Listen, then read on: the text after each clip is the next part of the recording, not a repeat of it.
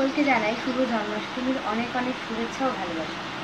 আমাদের বাড়িতে জন্মাষ্টমীতে আমি হঠাৎ করে খুঁজে খুঁজে একটা জিনিস পেলাম, তাই মনে হলো যে তোমাদের সঙ্গে আজকে এটা শেয়ার করি। দেখো,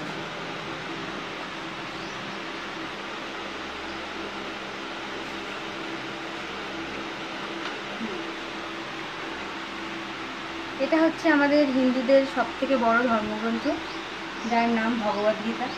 তোমরা সবাই জানো, নতুন করে বলার কিছু নেই। তো সবাই ভাবছে যে গীতার আবার কি তোমাদের সঙ্গে শেয়ার করবো।